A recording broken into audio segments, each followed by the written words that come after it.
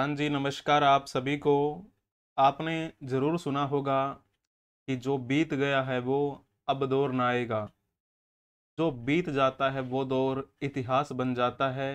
हर दिन इतिहास बनता है। आज आप ये क्लास देख रहे हैं, कुछ देर बाद ये भी इतिहास बन जाएगा। हर दिन इतिहास बनता चला जाता है। उसी इतिहास को समझने की दृष्टि से हम आपके लिए एक सीरीज लेकर आए हैं, आज का इतिहास सीरीज। यानी आज 24 सितंबर है। 24 सितंबर का इतिहास क्या रहा, उससे संबंधित हम कुछ बातें कवर करेंगे और आपसे मल्टीपल चॉइस क्वेश्चंस भी पूछेंगे।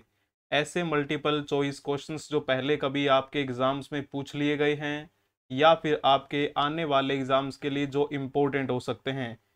आज का इतिहास का मतलब क्या है, यानी कि आज के दिन कौन कौन सी घटनाएं घटित हुई, कौन सा दिवस मनाया जाता है, कौन कौन सी महान हस्तियों ने आज के दिन जन्म लिया, कौन कौन सी महान हस्तियां आज के दिन इस संसार को छोड़कर चली गई, लेकिन उनका अहम योगदान हमारे भारतवर्ष में रहा है।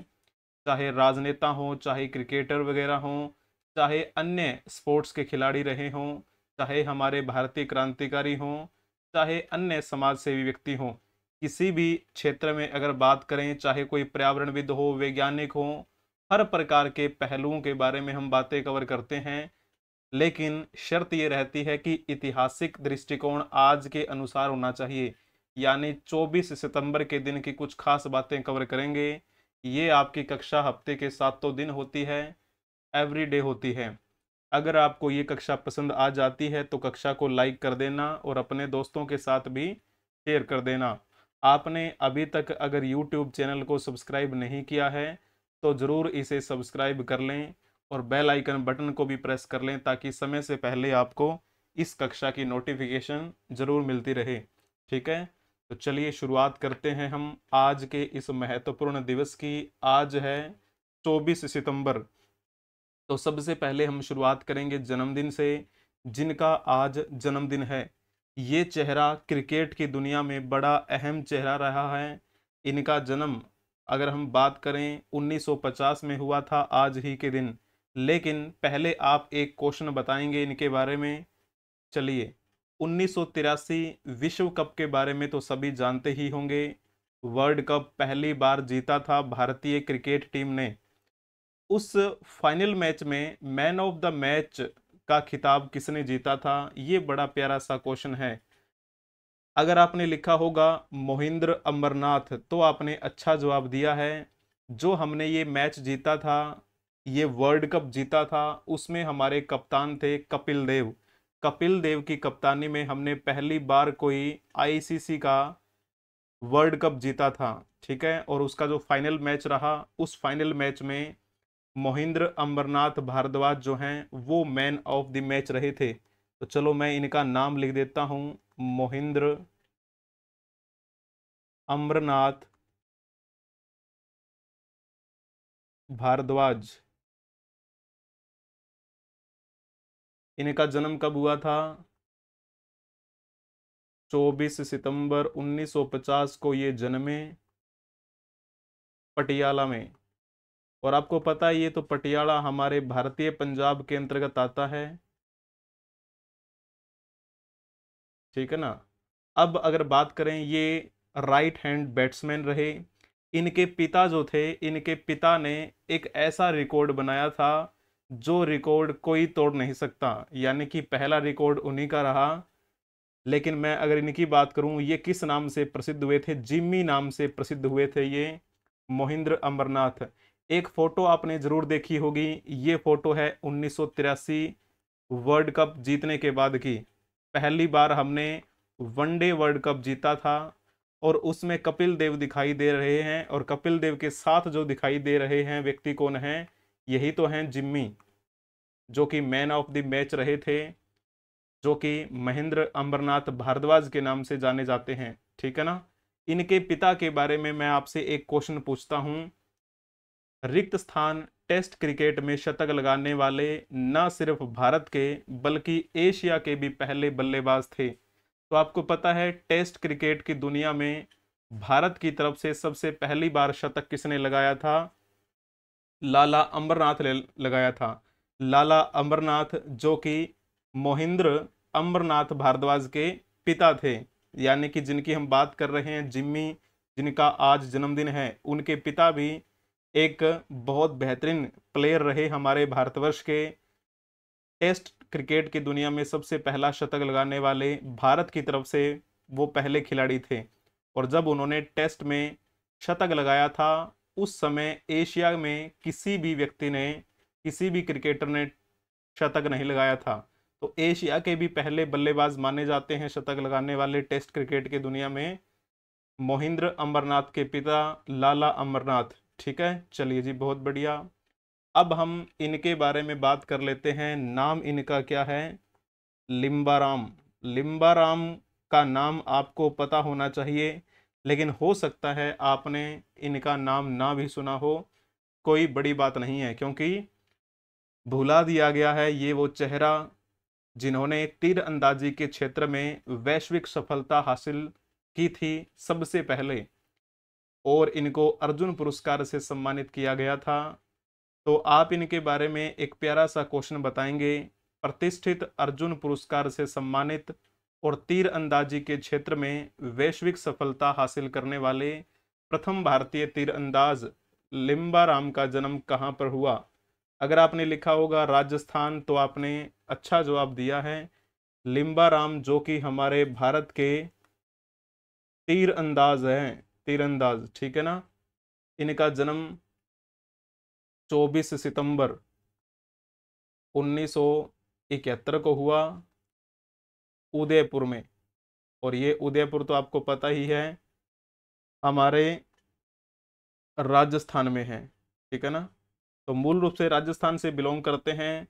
भारत सरकार के द्वारा इनको अर्जुन पुरस्कार से सम्मानित किया गया। कब किया गया था? ये बात है 1990 के आसपास की।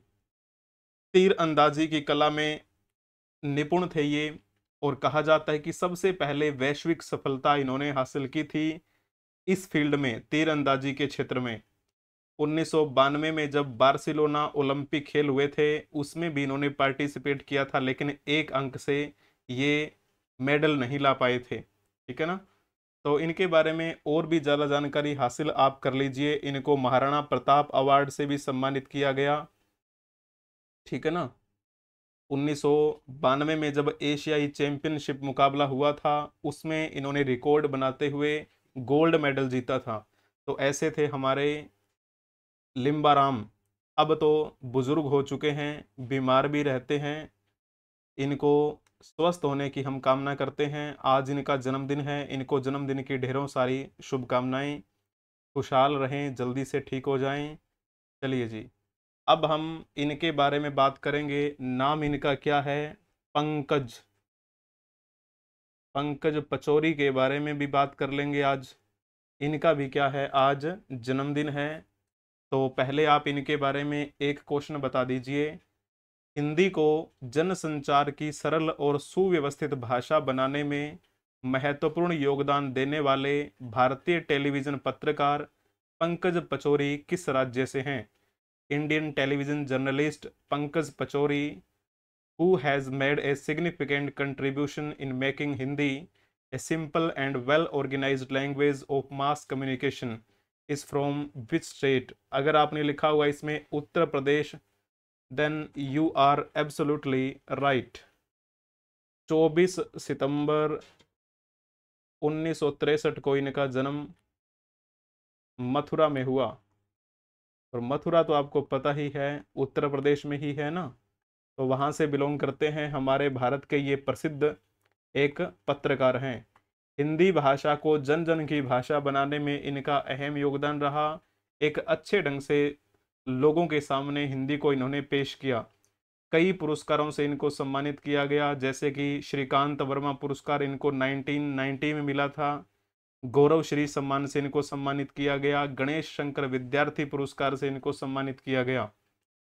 पत्रकारिता के क्षेत्र में इन्होंने अपनी शुरुआत द पैट्रियट समाचार पत्र से शुरू की थी। और भी इनके बारे में आप बातें जान सकते हैं। आज इनका भी जन्मदिन है, जन्मदिन की इनको भी ढेरों सारी शुभकामनाएं। चलिए जी। अब हम बातें कवर करेंगे उनके बारे में जिनकी आज जयंती है या फिर जिनकी आज पुण्यतिथि है। तो शुरुआत करते हैं जयंती से। सबसे पहला किरदार हमारे भारतवर्ष का क्या रहा? ये हैं भिखाजी कामा। भिखाजी कामा के नाम से ये प्रसिद्ध हुई थी। इनको वैसे मैडम कामा के नाम से भी जाना जाता था, मैडम कामा। इनका पूरा नाम था भिखाजी रुस्तम कामा। तो इनके बारे में एक प्यारा सा क्वेश्चन पहले आप बता दीजिए। अगस्त 1907 में मैडम भिखाजी कामा किस विदेशी धरती पर भारतीय ध्वज फहराने वाली पहली व्यक्ति बनी थी? In August 1907, Madam Bikaji Kama became the first person to hoist the Indian flag on which foreign soil? तो जल्दी से आप बताएंगे कहाँ पर इन्होंने वो अपना भारतीय ध्वज फहराया था। अगर आपने लिखा होगा ना जर्मनी, जर्मनी तो आपने अच्छा जवाब दिया है। एक वहां पर शहर है, शायद आपने नाम सुना होगा, बहुत बार भी सुना होगा, स्टटगार्ड। तो जर्मनी के स्टटगार्ड नामक शहर में इन्होंने भारतीय ध्वज फहराया था 22 अगस्त 1907 को। इससे पहले किसी भी भारतीय व्यक्ति ने या भारतीय महिला ने बाहरी विदेशी धरती पर हमारे भारतीय ध्वज को फहराया नहीं था। तो ये बात है 7वें अंतर्राष्ट्रीय कांग्रेस की, जब वहां पर कार्यक्रम चल रहा था उस समय इन्होंने भारतीय ध्वज फहराने का काम किया था। हालांकि उस समय जो इन्होंने भारतीय ध्वज फहराया था वो वैसा तिरंगा नहीं था जैसा हम वर्तमान में तिरंगा मानते हैं। तो जब इन्होंने तिरंगा फहराया था तो यहाँ पर देख सकते हैं, ये फोटो में दिखाई दे रहा है जो इनके हाथ में है, और ये रहा वो ध्वज जो इन्होंने फहराया था। ठीक है ना? तो आप यहाँ पर देख लीजिए, बड़ा इंपॉर्टेंट क्वेश्चन है, एसएससी में बहुत बहुत बहुत बार पूछा गया क्वेश्चन है ये। यहाँ से क्वेश्चन बनाया ही जाता है अक्सर। तो अब थोड़ी सी बात कर लेते हैं मैडम भिखाजी कामा के बारे में। 24 सितंबर 1861 को इनका जन्म मुंबई में हुआ था, जिसे हम वर्तमान में मुंबई के नाम से जानते हैं, जो कि महाराष्ट्र की राजधानी है। इनकी मृत्यु 13 अगस्त 1936 को हो गई थी। कहाँ पर? बम्बई में, जिसे हम वर्तमान में मुंबई कहते देते हैं, जो कि महाराष्ट्र की राजधानी है। इनके पास फ्रांस की नागरिकता थी और भारत की भी थी। कहा जाता है कि ये इसी वजह से प्रसिद्ध हुई, भारतीय स्वतंत्रता आंदोलन में हिस्सा लिया था। ये एक स्वतंत्रता सेनानी भी हमारे भारतवर्ष की रही।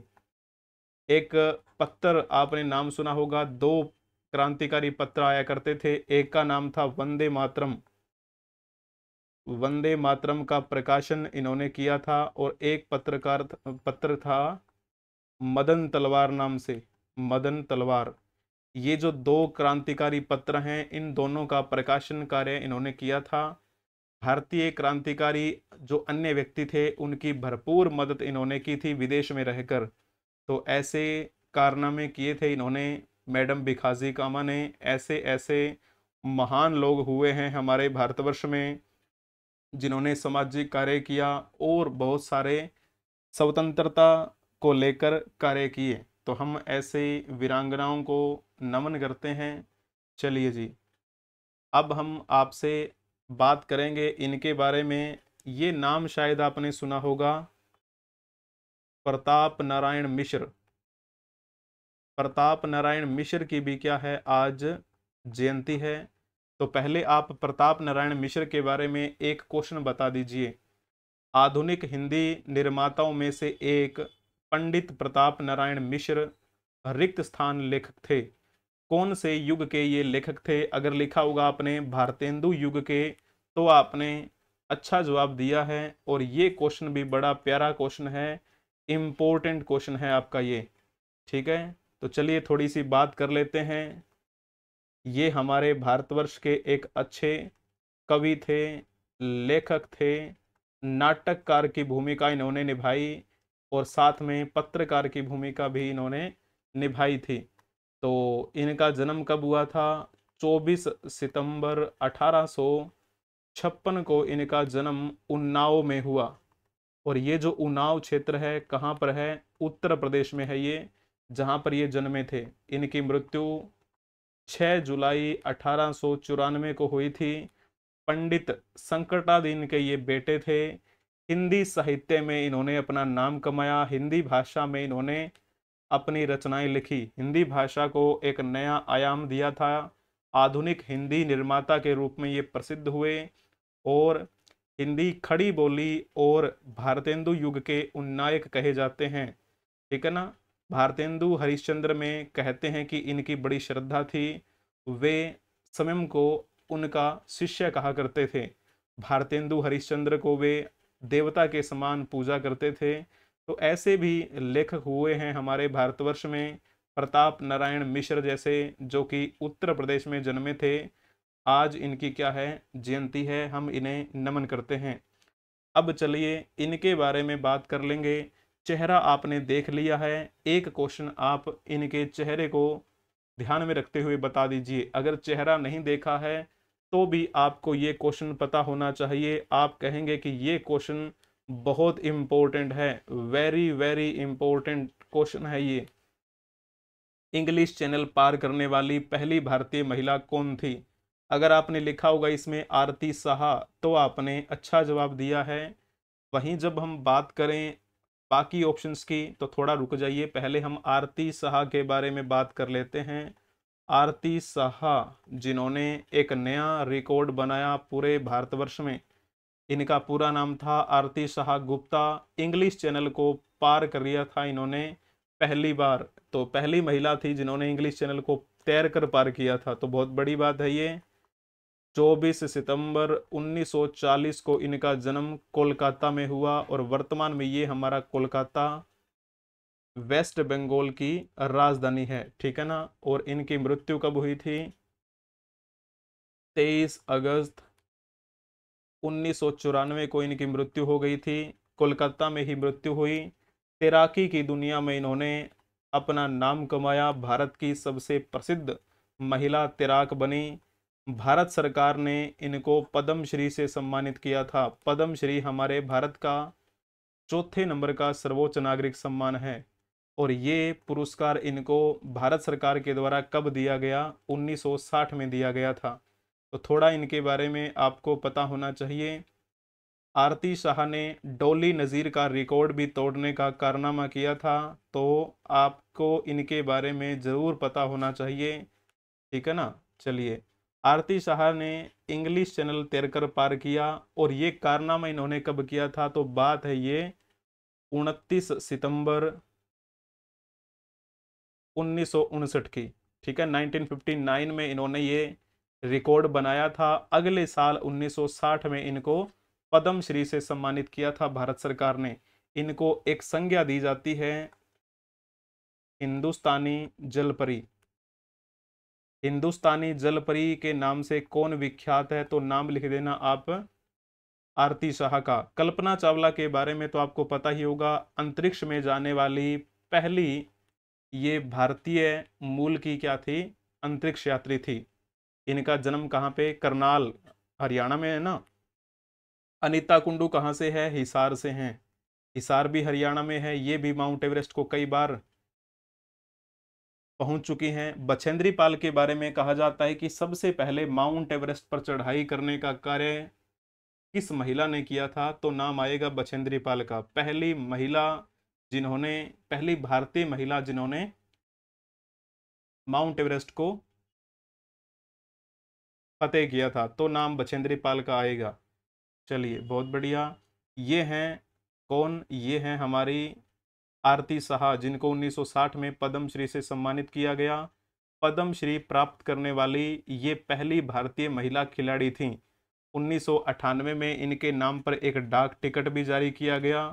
23 अगस्त 1994 को पश्चिम बंगाल में इनका निधन हो गया था। कहा जाता है कि इनको पीलिया हो गया था। ठीक है ना। चलिए, अब हम बातें कवर करेंगे उनके बारे में जिनकी आज पुण्यतिथि है। तो सबसे पहले इन्हीं के बारे में बात कर लेते हैं।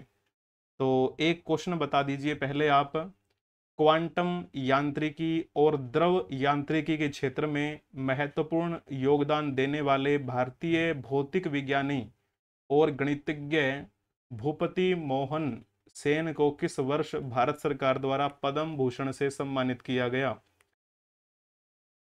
इन which year Indian physicist and mathematician Bhupati Mohan Sen, who made significant contributions in the field of quantum mechanics and fluid mechanics, was awarded the Padam Bhushan by the Government of India in 1974.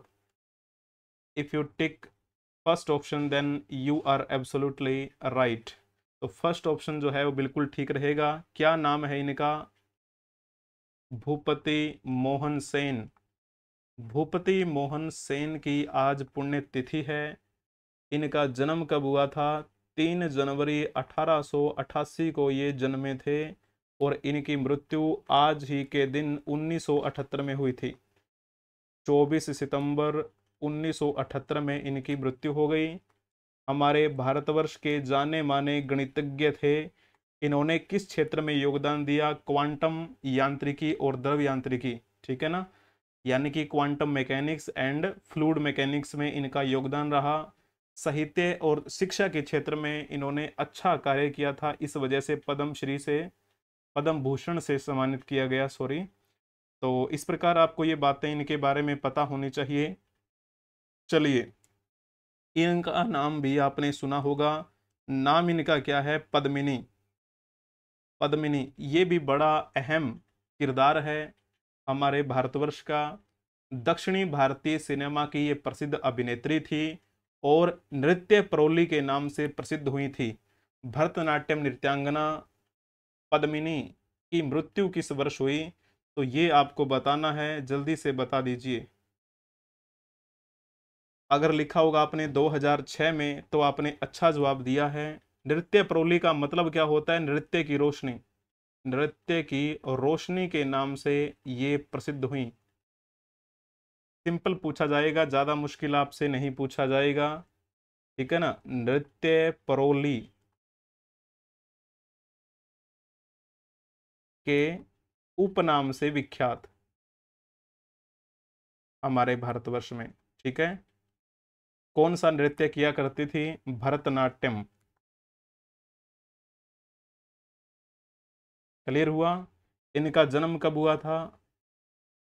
12 जून 1932 को इनका जन्म हुआ और आज ही के दिन 24 सितंबर 2006 को इनकी मृत्यु हो गई थी। एक एक्ट्रेस थी ये। लगभग कहा जाता है कि 250 फिल्मों में इन्होंने काम किया था। तमिल, हिंदी, मलयालम, तेलुगु और तो और इन्होंने रशियन लैंग्वेज की जो फिल्म बनती है उनमें भी काम किया था। तो ऐसी महान एक्ट्रेस रह चुकी हैं पद्मिनी। आज इनकी पुण्यतिथि है, हम इन्हें नमन करते हैं। तो चलिए अब इनके बारे में बात करेंगे। नाम इनका क्या है? राजा रमन्ना। राजा रमन्ना के बारे में आप पहले एक क्वेश्चन बताएंगे, फिर हम बातें कवर करेंगे इनके बारे में। परमाणु कार्यक्रम के विकास में महत्वपूर्ण भूमिका निभाने वाले भारतीय परमाणु वैज्ञानिक राजा रमन्ना को भारत सरकार द्वारा रिक्त स्थान में पद्मश्री, रिक्त स्थान में पद्म भूषण, रिक्त स्थान में पद्म विभूषण से सम्मानित किया गया। जल्दी से आप बता देंगे। तो इनको 1968 में तो पद्म श्री मिला था।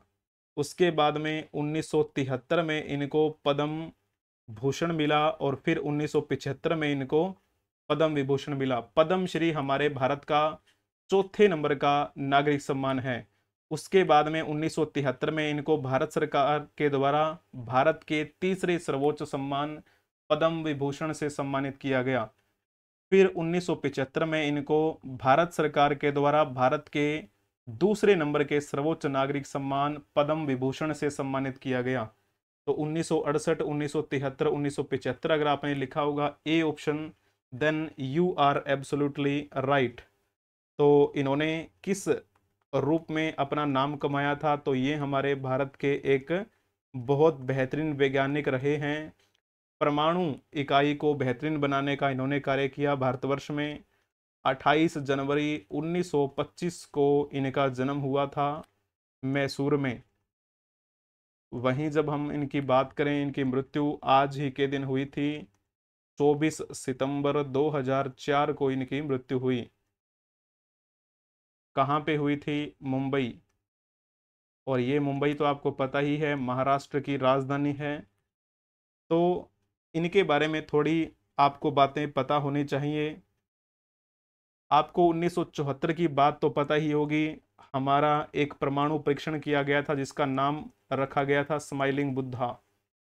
स्माइलिंग बुद्धा जो परमाणु परीक्षण किया गया था, उस परीक्षण करने वाले वैज्ञानिक दल के मुखिया थे हमारे राजा रमन्ना। तो ऐसे महान वैज्ञानिक रहे हैं हमारे भारतवर्ष के। भारत के परमाणु कार्यक्रम के विकास में इनका अहम योगदान है, जिसे हम कभी भुला नहीं सकते। ठीक है, तो आज इनकी पुण्यतिथि है, हम इन्हें नमन करते हैं। चलिए जी, अब नेक्स्ट इनके बारे में बात कर लेंगे। इनका नाम क्या है? सर्वमित्र सिकरी। सर्वमित्र सिकरी के बारे में बात करें, चाहे हम बात करें इनके बारे में, इनका फिर क्या नाम है? ES वेंकटरमैया। ये जो दोनों के दोनों शख्सियत हैं, दोनों ही सुप्रीम कोर्ट के मुख्य न्यायाधीश के रूप में कार्यरत रह चुके हैं। जब हम बात करें सर्वमित्र सिकरी के बारे में, ये मुख्य न्यायाधीश हमारे रहे थे कब से कब तक? तो पहले आपको बता देते हैं, ये हमारे भारत के 13वें मुख्य न्यायाधीश रहे। 13वें मुख्य न्यायाधीश। इनके जन्म के बारे में आपको बात करने की आवश्यकता नहीं है, लेकिन चलो हम बात करते ही आए हैं तो थोड़ा बता ही देते हैं। 26 अप्रैल 1908 को इनका जन्म हुआ और 24 सितंबर 1992 को इनकी मृत्यु हो गई थी। इन्होंने भारत के 13वें मुख्य न्यायाधीश के रूप में कार्य किया। तो कब से कब तक ये कार्य करते रहे? तो 1971 से लेकर 1973 में ये सुप्रीम कोर्ट के मुख्य न्यायाधीश थे। उसके बाद में जैसे हम बात करें ES वेंकटरमैया के बारे में, वेंकटरमैया भी हमारे भारत के मुख्य न्यायाधीश रहे। और ये कौन से न्यायाधीश थे फिर? ये कौन से नंबर के थे? ये थे 19वें मुख्य न्यायाधीश। वो 13वें थे और ये हैं 21वें मुख्य न्यायाधीश। इनके जन्म के बारे में थोड़ा सा जानकारी आपको दे देते हैं। 18 दिसंबर 1924 को इनका जन्म हुआ और इनकी मृत्यु 24 सितंबर 1997 को इनकी मृत्यु हो गई थी, आज ही के दिन। मुख्य न्यायाधीश के रूप में कब से कब तक इन्होंने कार्य किया था? 1989 से लेकर, यानी कि ज़्यादा लंबे समय से कार्य नहीं किया था इन्होंने। 19 जून 1989 से लेकर 17 दिसंबर 1989 तक इन्होंने कार्य किया था।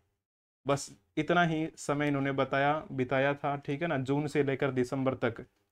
चलो हम बात कर चुके हैं 13वें मुख्य न्यायाधीश सर्वमित्र सिकरी के बारे में, 19वें मुख्य न्यायाधीश ES वेंकटरमैया के बारे में। नाम आपको बता दिया है, इतना ज़्यादा इम्पोर्टेंट नहीं है। दोनों की आज पुण्यतिथि है, हम इन्हें नमन करते हैं। एक क्वेश्चन मैं कॉमनली आपसे पूछ लेता हूं, सुप्रीम कोर्ट के वर्तमान में मुख्य न्यायाधीश कौन है? बड़ा ही प्यारा सा क्वेश्चन है, सिंपल सा क्वेश्चन है, जल्दी से बताएंगे। अगर आपने लिखा होगा ना धनंजय वाई चंद्रचूड़, तो आपने बखूबी अच्छा जवाब दिया है। वर्तमान में ये मुख्य न्यायाधीश की भूमिका निभा रहे हैं। और कौन से नंबर के हैं ये? वर्तमान में 50वें। हमने इनके बारे में बातें कवर की हैं, ये 13वें थे और ये 19वें। लेकिन वर्तमान में जो बने हुए हैं धनंजय वाई चंद्रचूड़, वो 50वें मुख्य न्यायाधीश की भूमिका निभा रहे हैं। इन्होंने शपथ कब ग्रहण की थी मुख्य न्यायाधीश के रूप में? तो 9 नवंबर 2022 को ये बने थे मुख्य न्यायाधीश, और तब से लेकर अब तक ये मुख्य न्यायाधीश बने हुए हैं। भारत के मुख्य न्यायाधीश भी कह सकते हैं आप इनको, सुप्रीम कोर्ट के मुख्य न्यायाधीश भी आप इनको कह सकते हैं। धनंजय वाई चंद्रचूड़, जिनको हम शॉर्ट फॉर्म में DY चंद्रचूड़ के नाम से जानते हैं। DY चंद्रचूड़ आपको ज़्यादातर पढ़ने को मिलेगा। लेकिन ऑप्शन में क्या लिखा हुआ है? ऑप्शन ए में लिखा हुआ है YV चंद्रचूड़। तो YV चंद्रचूड़ जो हैं वो तो बहुत पहले के मुख्य न्यायाधीश थे, लेकिन वर्तमान में YV नहीं है बल्कि DY चंद्रचूड़ हैं। तो आपको इसमें गलती नहीं कर देनी है। जब आपसे ये पूछा जाए कि मुख्य न्यायाधीश को शपथ कौन दिलाता है? तो आप बता सकते हैं कि शपथ कौन दिलाता है मुख्य न्यायाधीश को? तो फिर आप क्या जवाब देंगे, ये आपके लिए क्वेश्चन है, जल्दी से बता देंगे। जैसे आपको मैंने अभी बताया कि धनंजय वाई चंद्रचूड़ ने 50वें मुख्य न्यायाधीश के रूप में 9 नवंबर 2022 को शपथ ली थी। तो इनको शपथ किसने दिलवाई? तो जाहिर सी बात है, हमारे भारत के राष्ट्रपति के द्वारा शपथ दिलाई जाती है। राष्ट्रपति उस समय कौन थी? द्रौपदी मुर्मू ही थी। वर्तमान में कौन है? द्रौपदी मुर्मू ही है। तो राष्ट्रपति द्रौपदी मुर्मू के द्वारा 9 नवंबर 2022 को धनंजय वाई चंद्रचूड़ को 50वें मुख्य न्यायाधीश के रूप में शपथ दिलाई गई। क्लियर हुआ?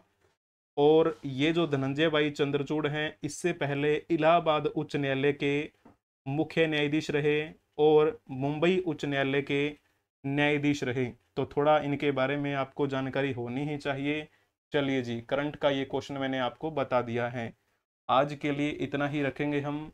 जिनका आज जन्मदिन है उनको जन्मदिन की ढेरों सारी शुभकामनाएं। हष्ट पुष्ट रहें, खेलते रहें। और जिनकी आज पुण्यतिथि है या फिर जयंती है, उन महान विभूतियों को हम नमन करते हैं। अगर आपको ये कक्षा पसंद आ गई है तो कक्षा को लाइक कर देना, अपने दोस्तों के साथ शेयर भी कर देना। आपने अगर YouTube चैनल को सब्सक्राइब नहीं किया है तो सब्सक्राइब कर लीजिए। बेल आइकन बटन को भी प्रेस कर लीजिए ताकि समय से पहले आपको इस कक्षा की नोटिफिकेशन मिलती रहे। आप हमें अलग अलग सोशल मीडिया प्लेटफॉर्म के माध्यम से संपर्क कर सकते हैं, जैसे कि टेलीग्राम, मौज, हिप्पी, जोश, share chat, WhatsApp channel, Instagram, Twitter, x, Facebook etcetera. आप सभी का धन्यवाद बने रहने के लिए। Thank you for watching. Like, share and subscribe. बने रहिए हमारे साथ एड्यूरोही ऑफिशियल के साथ। हम मिलेंगे नेक्स्ट क्लास में। तब तक के लिए आप हंसते रहें, मुस्कुराते रहें, पढ़ते रहें, खेलते रहें और खिलखिलाते रहें। जय हिंद, जय भारत, वंदे मातरम।